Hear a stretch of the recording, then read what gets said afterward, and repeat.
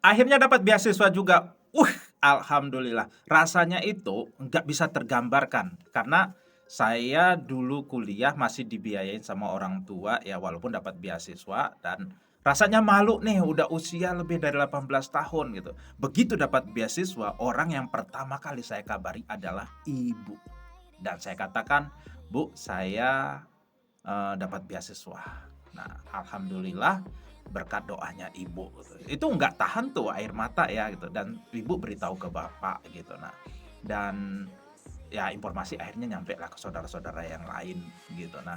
Nah, ceritanya kenapa saya akhirnya lulus beasiswa setelah berkali-kali saya daftar beasiswa, ada yang kadang dokumen saya kirimkan tidak ada informasi lagi, ada yang nyampe ke wawancara dan ada sebagian beasiswa yang meminta biaya untuk jika ingin masuk ke tahap wawancara gitu.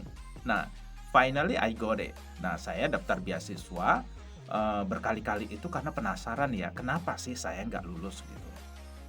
Padahal persyaratan cukup, bahasa Inggrisnya cukup gitu. Nah, jadi yang saya lakukan kenapa tembus beasiswa tersebut adalah ikut training.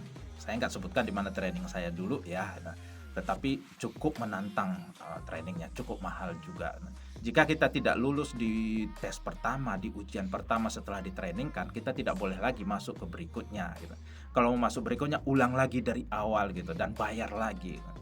Dan wah itu berat sekali. Nah, jadi yang saya lakukan adalah memperkuat bagaimana menulis riset plan saya, field of study, statement of purpose atau motivation letter, esainya saya benahi CV saya, dan saya sertakan beberapa hal yang menurut saya bisa membantu saya lulus beasiswa gitu. Nah, saya akan bocorkan apa saja sih sebenarnya itu nanti di video-video berikutnya ya, karena ini adalah video ini pendek sekali gitu, hanya 2-3 menit saja. Tapi pada intinya, lulus beasiswa itu sama seperti kita memiliki kesempatan berangkat haji atau umroh pertama kali. Meleleh bro, meleleh bro. Nah, saya sudah buktikan bahwa dapat beasiswa itu bukanlah hadiah, tetapi hasil dari perjuangan.